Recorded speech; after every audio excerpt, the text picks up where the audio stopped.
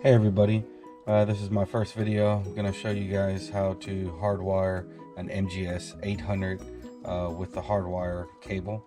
As you can see, I've already taken down the ignition harness. As you know, on here we're going to have red as constant, white as ignition, and black is going to be chassis ground. I've already pinpointed using my meter to be able to find out which is going to be my constant hot, which is going to be the white 12 volts, and the black and yellow is going to be true ignition, which means you only get power, you do not lose power during the crank. So this is what true ignition is. If you're losing power, then you more than likely have accessory, which is black and red, and black and white is our starter, which we are not doing a starter kill.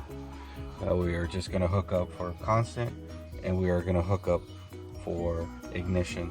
So I'll show you real quick on how we make those connections using the right tools and the right processes, how we do our poke and wrap. So here we'll have our constant. I always like to leave a little bit of room. Don't squeeze too tight. There's a little thicker wire. I like to spin around it. Then I can use my tool. And then I can pierce into it. Now I have access to my constant. And now I have for my ignition. So do the same. I like to make sure there's at least a little distance. Let's see if I can do this one. Which is here. So as you can see. And then we do the poke and wrap method. So you can use any type of pick, screwdriver, something where you can actually spread the wire apart. And of course, make sure never to touch bare metal with the constant. If not, you're looking for a fuse to replace. So as you can tell, I made the split. So what we'll do now is we grab our wires. I like to pull my ground separate. I like to put my positive ignition together. Add a fuse just to show you for my meter. For constant, it's going to be 12 volts. And ignition, well, it's not plugged in, so it's not going to receive power, but I have verified it already. So once you get the zip tie, some flush cuts, now you have some. I like to give it a little distance to hide the fuses and then be able to zip tie it. So I'll choose about here, and then I'll get plenty of length for my constant. For my ignition, I always like to twist them.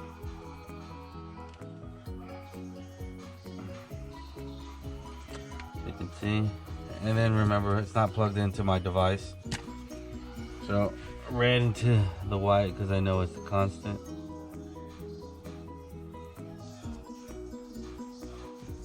And then we can twist it.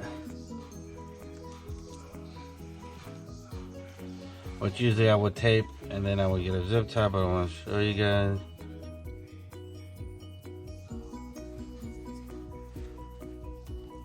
Which I know the wire is going back, so I kind of set it up for it to go back, but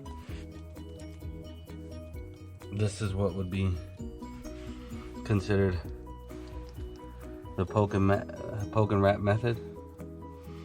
And then once I pull that back, well, here's where my ground wire, which I will show you on another video just on how to do grounding, but it would be a terminal.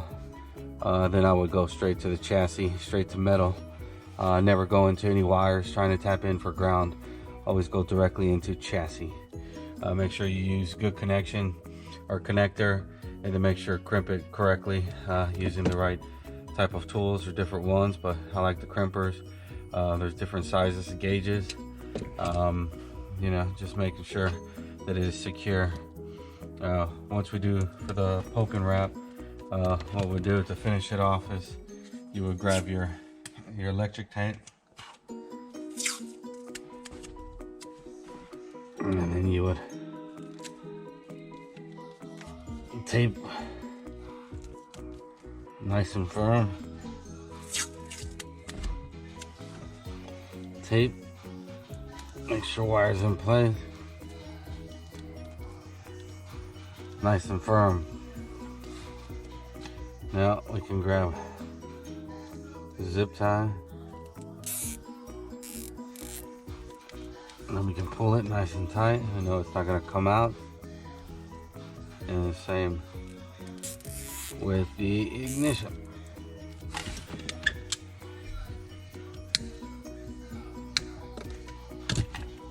There we go. Now, I'm not sure about you guys, but I like to tape it up, make it look as much as factory as I can. A little bit of tape. This is specialty tape, Tessa tape. Cloth material, just kind of like what the factory uses. A little bit more expensive, but I like the way that it covers the wires. It makes it look very much like factory. And then with this, same thing. I like to keep it nice, make it look factory, and then to match. Zip tie. Pull it back.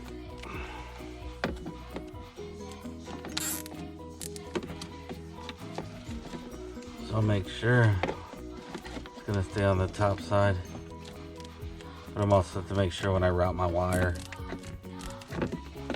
where exactly I want it.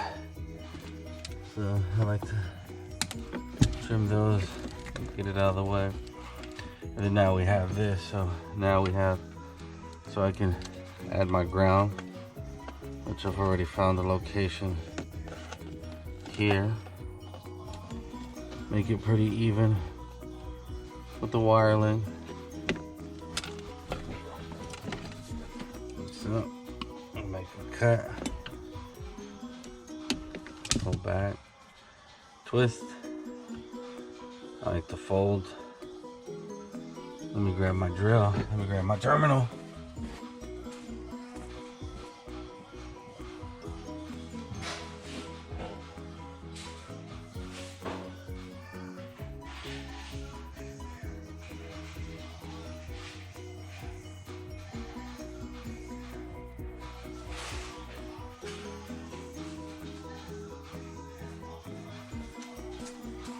And here we go.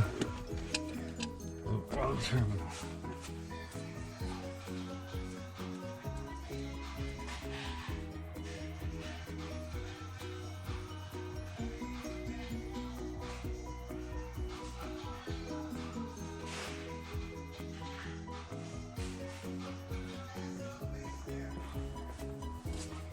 Here we go. Usually keep my terminal box, but didn't this time. But here you go.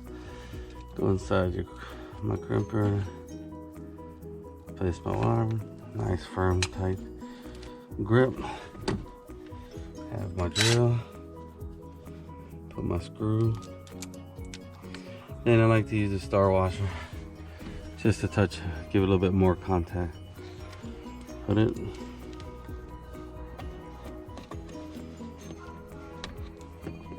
Straight. Put my fingers, nothing back behind there.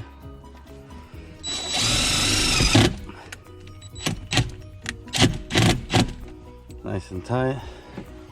So now I have ground, and then just to make it, I'll add my zip tie one more, just a little further back, just to hold everything.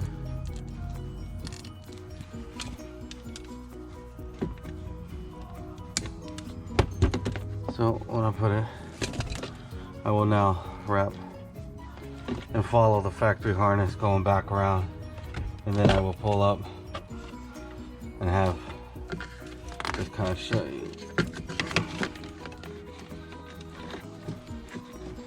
So add another zip tie. Might as well just finish doing this install. It's going in my daughter's car, so no worries. I'm sure she'll be satisfied. So now there's where I want my Fuse is not too easy, but not too hard to get to if ever needed, which never will. Cut that zip tie, and then add another. Here's kind of, I already pre-planned it, so the device will fit because I want access to it. So that's why, to test out any sensors, which I am going to put an emergency button or panic button for her, for emergencies, just in case to have something, which I'll definitely do in a different video. But as you kind of see, looks factory, this nice firm. I can go ahead and plug this. If not, I'll never have ignition, have power to the harness. So, and then it looks factory, nice, neat, you can tell. And then, which usually I will tape this. I already know that I'm gonna need red and white, which is input 4. Blue is input 3, which is negative. Red and white, -4. Green and yellow is going to be input 1, positive. And then you'll have a single white here off to the, oh, that's the gray one. Oh, I'm sorry, white and brown. And this is input 2, and that's going to be positive as well too. So 2 positive, 2 negative, but 4 is designated for panic button. So if you're doing emergency panic button, you'll have to drill the hole the same size as here, is this diameter. Once you make it, it'll flush, and then you can add the nut into the back. This will hold it. 3 wires that come out. You got brown, red, black. Black is actually going to positive, red is going to ground, and brown is going to red and white. So like I said, another video, I'll show how that works. It's just, it's switched on the way the normally open, normally closed is designed onto this. But it has been tested and it works. And then once you have power connected, as I do, you'll have our standard device, MGS800, 2 ports. We don't use this extra port. I know other competitors use that. We don't. We use just a single plug, 20-pin plug, which has our inputs, outputs, and our driver ID and RFID. So once we get it going, you can see the lights are here. First initial plug-in, I always like to leave it for 5 minutes, regardless if it's OBD or not. This way that the device can boot up. As you can see, you're going to plug it in, get some power, and you'll see the lights. As you see, the green light means it's taking in updates, and it's going to do its logging in and registering into the network. I am indoors, so may not pick up, but I leave it alone for 5 minutes. After the 5 minutes, then you should see the light start pulsing. Slow, of course, means ignition off, and fast pulse means ignition on. Any red lights means some type of errors, which there is a chart up here as well too. And there's, of course, you can always call our tech support and they'll be able to help you out, or call myself, and then you'll start getting patterns. But usually takes a couple of minutes, like I said, and then once it syncs up, then you can start testing. But usually, hopefully, you're outdoors. Device gets mounted down securely with the label facing up to the sky, always face down and secure, not loose. Sometimes you have to get it in. There's even ways to at least get the device number if needed.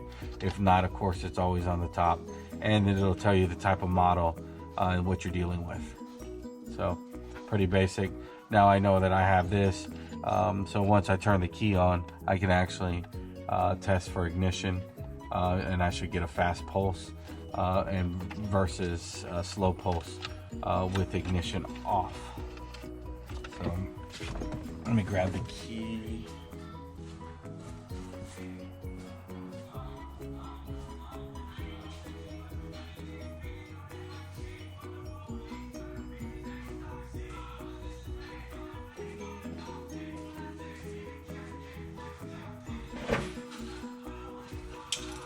Alright, and then we'll go ahead and just turn the key forward.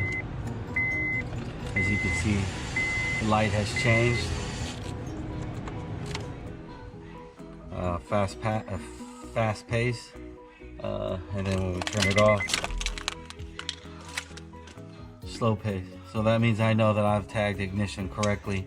Plus I metered it and I verified it on different websites for vehicle schematics. So I know that's good. So I know that this system, once I pull it out, I can finish testing and get a valid snapshot. So there you go for a Hardwire MGS800. Thank you. Of course, videos will get better. Communication of it will get better. Thank you.